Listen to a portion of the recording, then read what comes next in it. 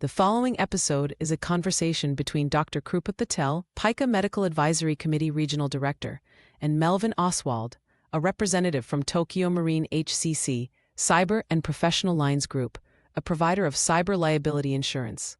Throughout this episode, you will hear mentions of cyber liability coverage.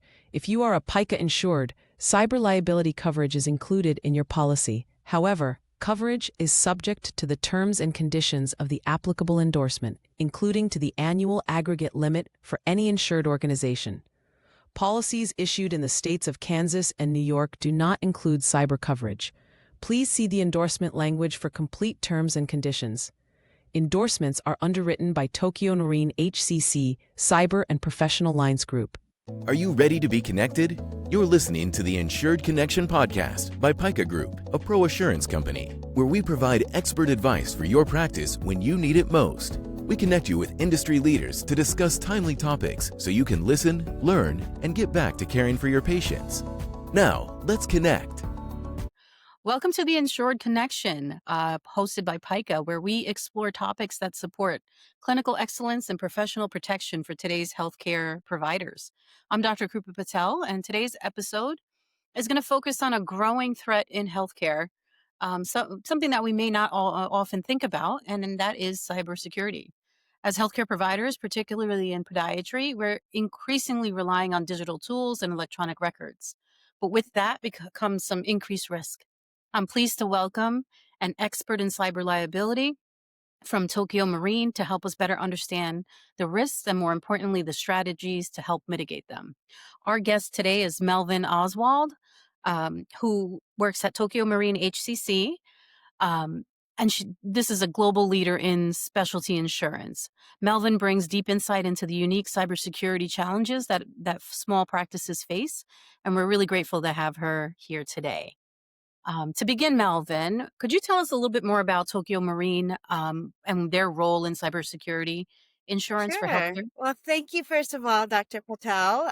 It's a pleasure to podcast with you. I know. So, to start, Tokyo Marine HCC, through our Cyber and Professional Lines Group division, has a strong focus on providing cybersecurity solutions. We have over 20 years' experience underwriting cyber and have an in-house claims experts that handle close to 3,000 claims per year. That's amazing. I think it just shows how much the landscape is changing, and cyber liability is becoming such a critical consideration for healthcare providers who are in private practice or even in a large group. Have you seen any specific trends that happen with smaller or specialty practices like a podiatry practice? Yeah, absolutely. Simply put, a healthcare provider's most valuable asset is their patient data, right? So even small podiatry practices collects and manages a gold mine of information, such as social security numbers and electronic health records or EHRs, and patients' medical history to billing information. So this is all highly sought after on the dark web. So identity thieves can use the victim's data to obtain medical treatment, undergo elective surgery, and even refill expensive prescriptions. So this is one reason why across all industries, care has reported the highest average cost of data breach for 14 years in a row. So Unbelievable. cyber liability insurance is no longer a luxury. It's a vital safeguard for healthcare providers, and it serves as a critical line of defenses, protecting, healthcare entities against financial fallout of cyber attacks. And this includes the costs associated, with data breaches to business interruptions.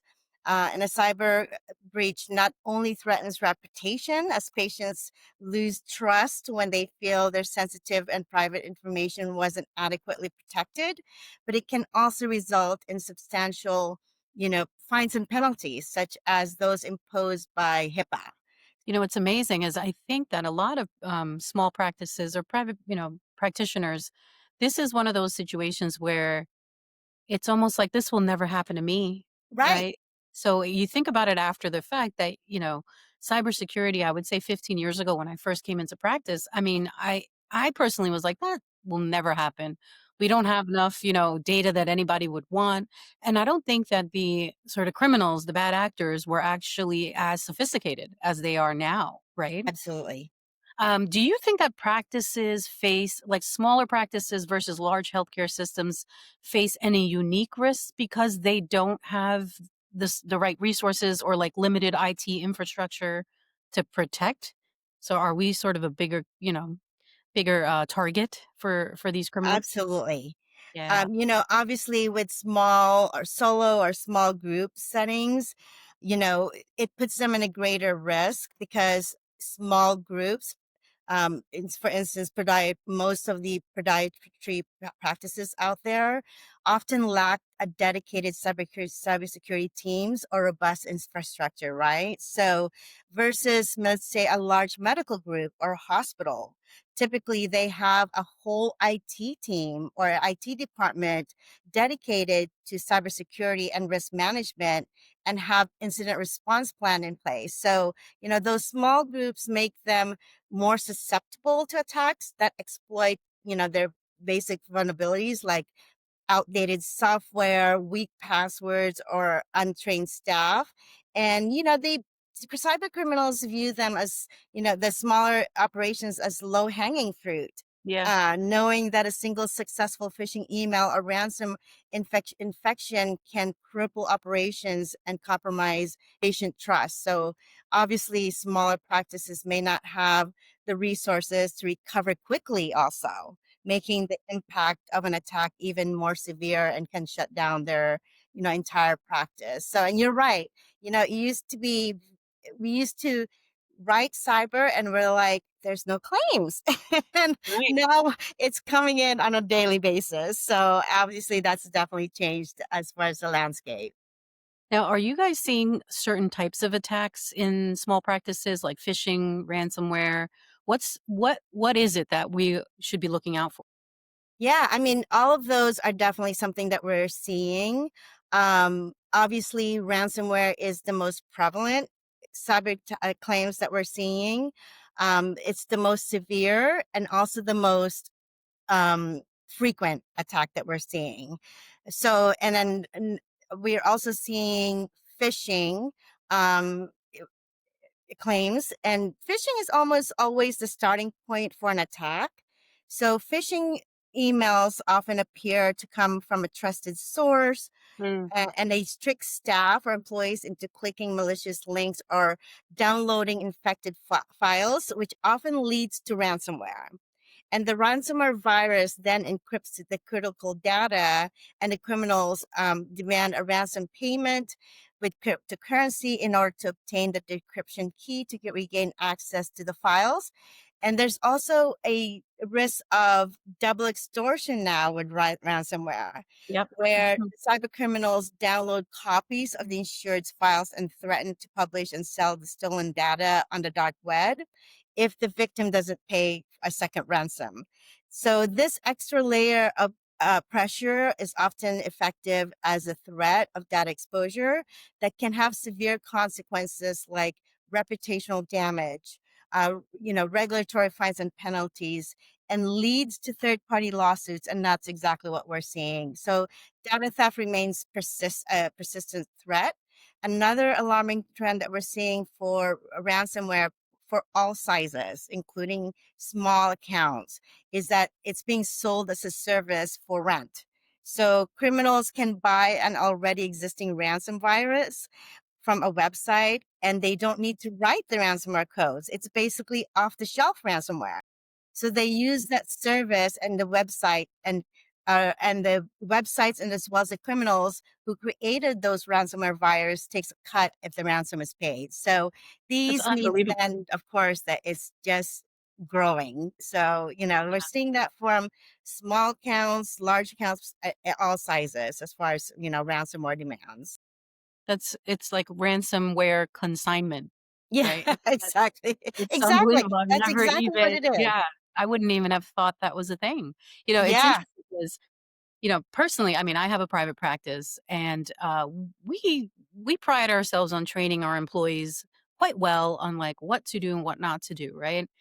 We're gonna get to this kind of in our next section, but we had a recent event actually a week ago that an employee of mine noticed that the mouse on her computer was moving on its own. And immediately she calls me and says, Dr. Patel, this is weird, right? And I said, shut it all down, first of all. Let me call IT. We have an IT company, thank God.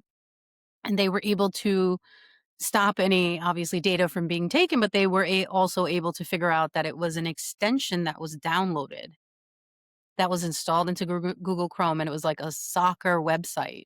Yeah, And it was something very simple, like, a passive ad that you're like, accept all cookies. Yes, download this. Yes, do that. Just trying to get to your website.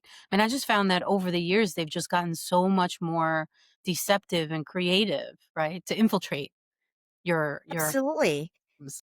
Like what you're hearing? Go ahead and subscribe so you never miss an episode again. Now, let's continue to connect on today's topic. And, phishing emails are more sophisticated now.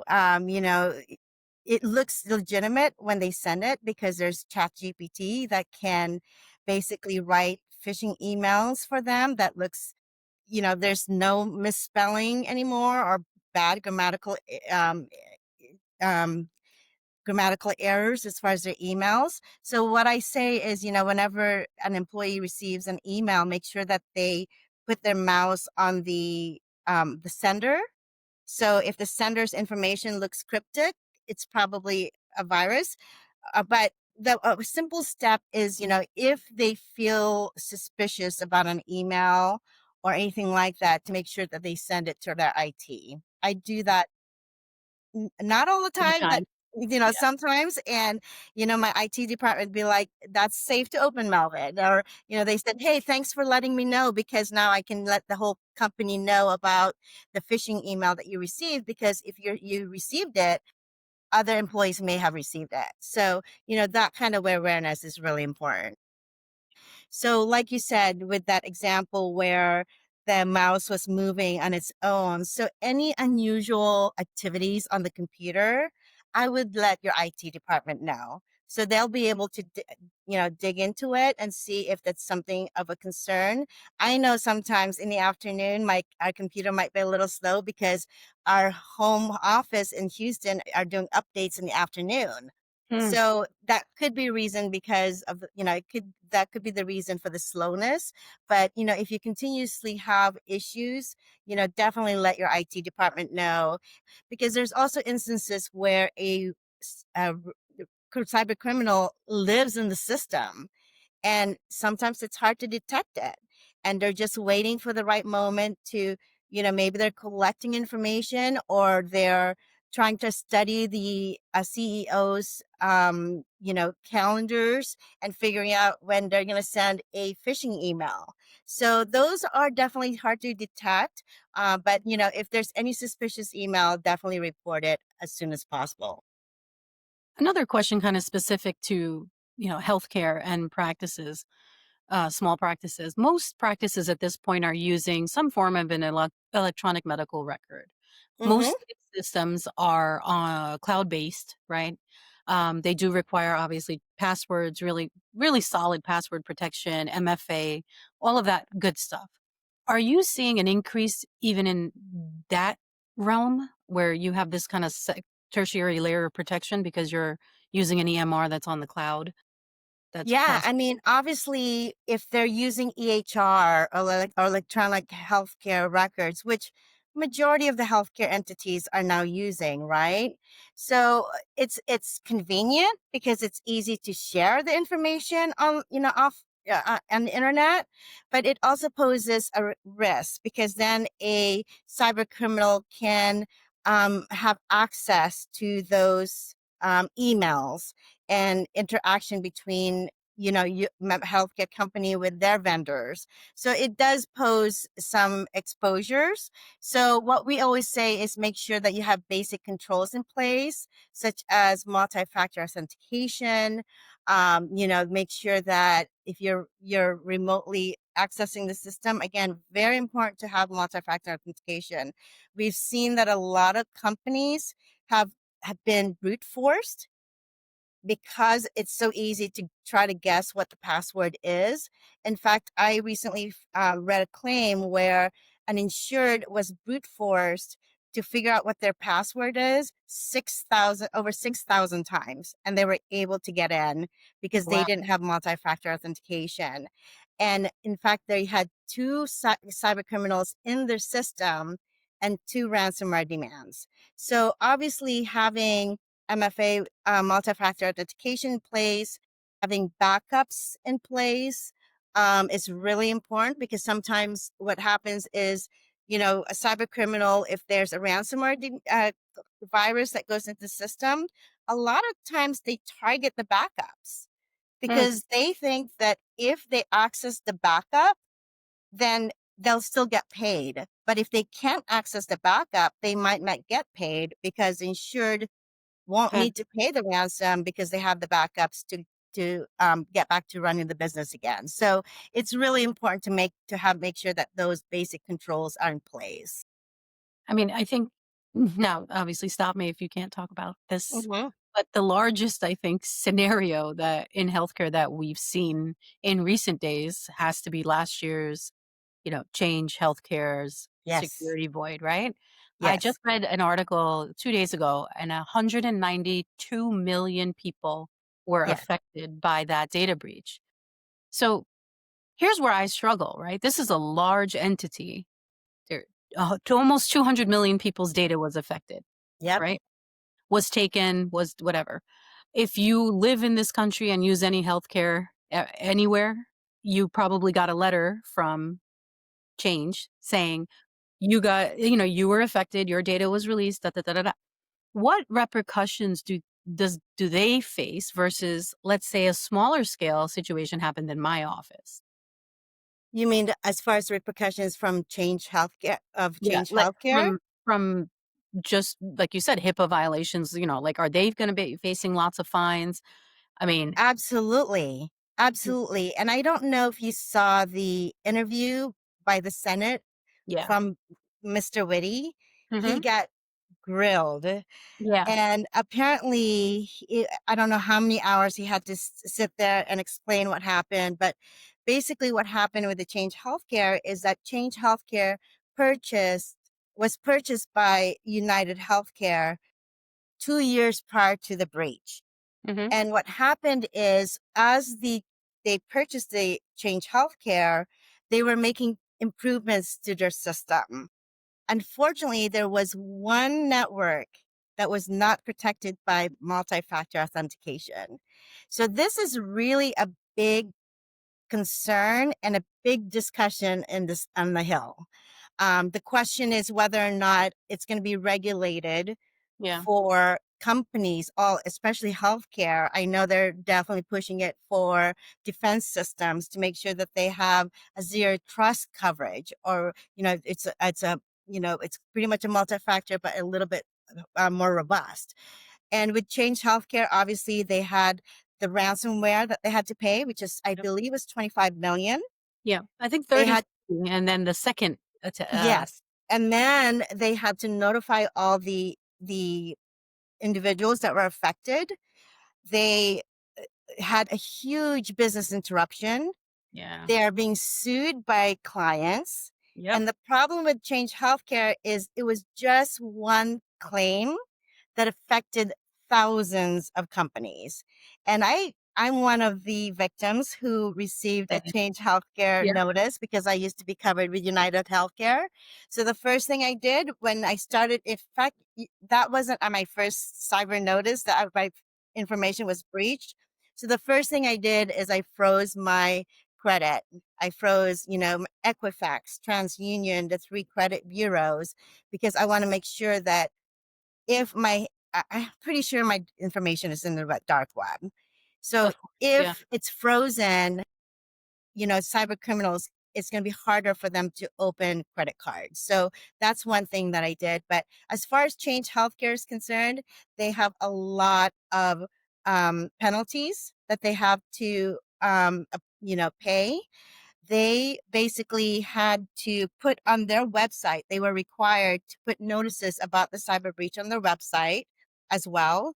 And then, there were companies that were relying on those payments of services, and they couldn't process any of the services.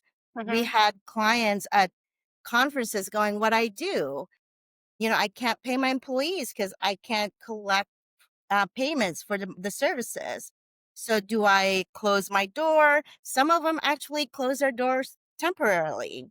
And then some asked for personal loans or took out money from their personal assets. And then, the Senate said, Change Healthcare, you need to deal with this as well. So Change Healthcare actually had to offer a zero interest loans to those that were affected. But obviously, they had to send in applications, make sure that there was a contract between the healthcare entity and Change Healthcare in order for those types of services to be afforded to them. But yeah, it was one of those things that it affected our book pretty dramatically because we Imagine. have a Yeah. lot of, healthcare clients. Want to receive a monthly newsletter with topics from the Insured Connection? Head over to pikagroup.com/Insured Connection and join our email list to have it delivered right to your inbox. Well, let's shift a little bit, Melvin. Let's think about like prevention. So what can we actually do? This seems so ominous. This is looming around us every time we, touch a keyboard. So what are your recommendations? Yeah, I mean, there's a lot of benefits or risk management things, security protocols that they can put together, using strong and unique passwords, obviously. But like we said, passwords is probably not enough. I Yeah. mean, we found a cell phone when we went out, skiing one time, and my son's like, let me break into the code. And he just pressed, 1, 2, 3, 4 and accessed the cell phone. And there was bank information on the cell phone. I mean, his E-Trade account was easily accessible because he didn't have, multi-factor authentication. He didn't change his password. And so, it's something that's very important is that to make sure you have a strong and unique password, enable multi-factor authentication. This is one of the most effective ways to protect your business against cyber attacks. MFA works by requiring, additional information, for example, a time-sensitive code or push notification to a mobile device as a common second factor. So it's really difficult, obviously, for cyber criminal to access the system if they don't have their cell phone or the second authentication device. Backups, like I mentioned, is definitely important. Make sure that you have you update your backups on a daily basis. We've seen it where a client didn't back up their system for months. I mean, on a daily basis, we do a lot of work. So the more missing information that we have on the backups, the more business interruption you'll have. And you might have to turn down, patients or reschedule patients. And, patients Don't sometimes do there's things that they need done, right? So they're going to go to another office. So you may have that reputational harm and lose, current clients as well as future patients. There's also spam filtering and email configuration. So what this means is that it's a simple step where podiatrists can strengthen their cybersecurity. So where spam filtering and email configuration is a process of filtering companies' inbound as well as outbound email traffic and proactively blocks spam emails, viruses, and other threats that try to enter the system. So if you don't have the email filtering, it will increase the chances of employees clicking on a bad email. Now, there's also antivirus services like NGAB, which is a next generation antivirus, or EDR, which is endpoint detection response. These are crucial components of a comprehensive strategy where NGAB basically focuses on preventing attacks from entering a system by using technologies like AI or machine learning and behavioral analysis to identify and block malicious activities, while EDR or endpoint detection response detects and analyzes the threats that have already that's already breached the system and Mm, provides a full picture of a potential threat. So I look at this as, you lock your door as a basic control, right? Your front door. And if you have a Ring camera, it detects motion yeah. and lets you know if there's any malicious or suspicious guests around the house. And the next thing I want to mention is train your staff because, teaching your employees how to recognize phishing emails so they avoid opening emails and click on malicious links and passwords is definitely something that can mitigate a cyberclaim. So that way they don't click on, emails that have virus on it. It's probably the hardest part of this entire conversation is Yes. to change the mindset of the folks that work in your office. Again, I think everyone has that same mindset. That's never going to happen here until it does, right? Yep, Um, exactly. which is the scariest part of Yes. all of it. And but they really do have to change their mindset because it's not a matter of if it happens to them, It's when it's really when it's going to happen to them. So they really need to acknowledge it and acknowledge that they are a target of a cyber threat, especially if they don't have robust controls. Because, like I said, if your front door is open, a lot of these cyber criminals are literally, it's kind of like driving down the road, checking whose ports are open. And they can, access the system that way, but just, you know, crawling the internet and websites. it's unbelievable. I mean, I think that over the next 5 to 10 years, what do you see happening? Is this just going to get worse? This beast looks like it's going to get bigger with the advent of AI and all of the machine learned, coding that even these criminals can use. Like, how do we future proof ourselves? So that's a great question. And if I had the 2020 vision of to answer that, I'd probably be really rich. Yeah, me too. Me too. I do think that there's going to be more AI and ML, which is machine learning activities, both for the good and for the bad. Yeah. So for the good, we already have systems that can, like I said, like the NGAV and EDR that I mentioned, that can detect suspicious activities within your network. So that's using AI. But there's also the bad side of it. We're seeing some deep fakes. I don't know if you're familiar with deep fakes, Yeah. where cyber criminal can ask for a video call with a client saying, I'm a third party investor and I want to invest in your company, but, I want to transfer monies to you, but can we make sure that this transaction works? Or, they say, I'm an investor and, send me money and I'll, there's a transaction between a fake video where they're creating fake videos of CFOs or executives of other vendors, and it looks and acts like them. And they're on video calls and they're blinking and they're talking, but it's fake video of these executives. And they're basically saying, okay, we're in on the contract. Go ahead and send us monies. And they don't even realize that it's a fake video and it's just impersonating some of the CFOs of a vendor or their own CFOs. And that's happened in Hong Kong. And in fact, we've got our first claim that was a deep fake claim. So yeah, I mean, I think as we move ahead in 5-10 years, there's going to be both sides. And the question is whether or not we can approach the cyber world as quickly as the criminals are figuring out how to penetrate the systems and build ways to exfiltrate data. It's amazing. It's great information. Melvin, this has been incredibly insightful. I think today's conversation really helped put cybersecurity into perspective, meaning that it's not an IT issue, but it's a practice survival issue. Before I close out, I always like to give like a little final, top 3 things that you could tell us from this, almost hour-long podcast about security. But first thing I will say is it's not a matter of if, but when. And I'd let you have your next one if you can think of one from this call. Yeah, I think, cybersecurity has definitely developed. It used to be that it wasn't mandated or it wasn't required or anything like that.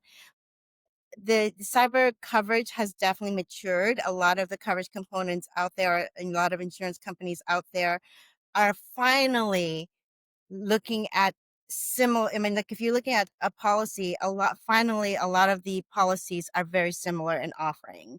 So a lot of them basically has, third party as well as first party coverage. So as far as a takeaway, you know, you want to make sure that you protect your business, because if you have if you have a ransomware claim or a cyber breach and it freezes your system, you might have to close your door and and lose your practice. So it really is a business decision to make sure that you are protecting your system. And it's I wouldn't be surprised if it's not mandated, like med mal in the 100%. future.